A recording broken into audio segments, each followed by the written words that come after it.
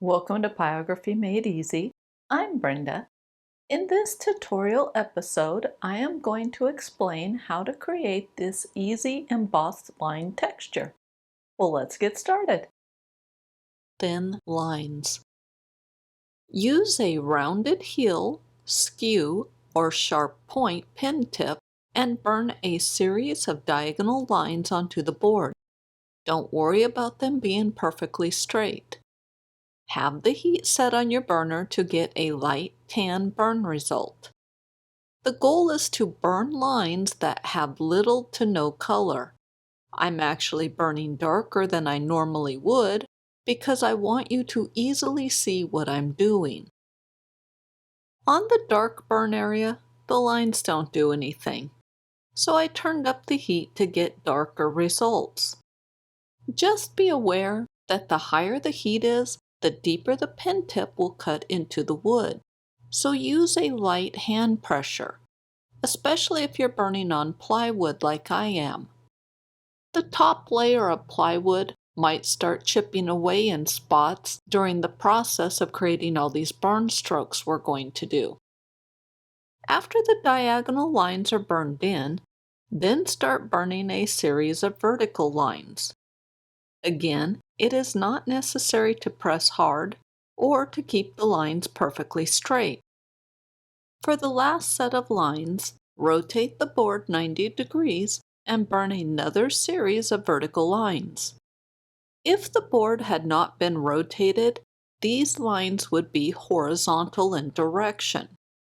I am burning the two halves of the square separately because the dark upper half needs a higher heat setting than the lower. It's during this last set of burning lines that I have experienced the wood chipping away from the surface. This has only happened to me when working on plywood. To reveal the texture on the left half of the board, burn over it with a shader. Use the shader of your choice. Now this technique makes the board a bit rough, so use the flat of the shader as you work to keep the pen tip from snagging on the surface. I've used this texture to create the mouth opening on this steampunk fish, and another place that I've used it is the belt on this deep sea diver. Skew-free lines. If you do not have a skew or sharp point pen tip, you can use a sharp knife instead. I am using an X-Acto knife to cut the series of lines that I burned with the pen tip. If you are working with plywood, be careful because it's easy to cut too deep and chip out the wood. Once the lines are cut, then use the shader of your choice and burn over the area. As you could see, the wood got a bit rough from cutting the lines, so use the flat of the shader as you work. This will help the pen tip glide over the area. Diamond lines. Begin by drawing a diamond grid. I started this by drawing a line that connects the corners of the square. Then I used a translucent ruler and lined up one of the long inch marks over the pencil line. Afterwards, I made pencil marks every quarter inch or 0.6 centimeters away from the main pencil line.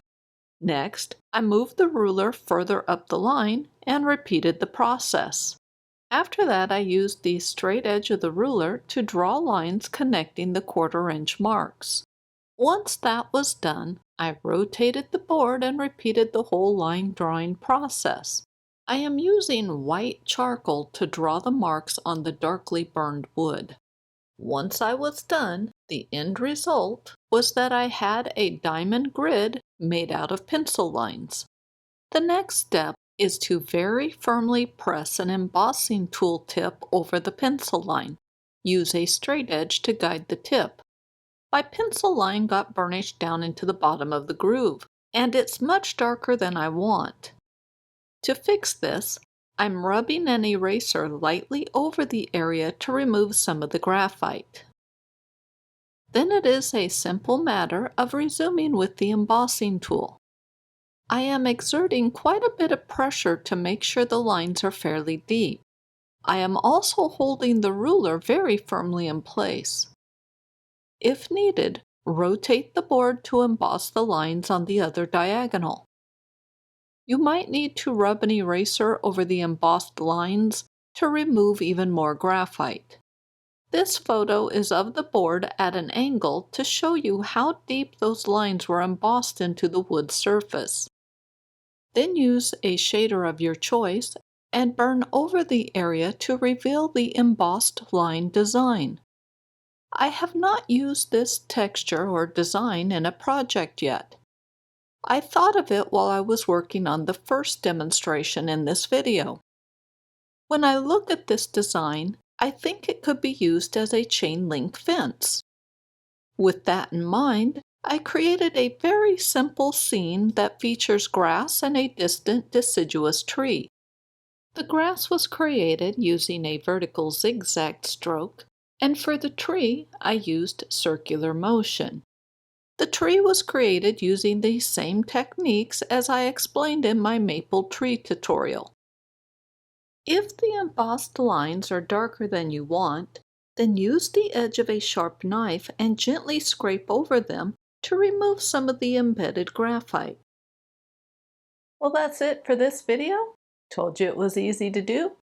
Thank you so much for watching, and I will see you next week. Thank you for watching my video. Did you like the video and find the information helpful? If so, please subscribe. That would really help my channel. Well, thank you and have a great day.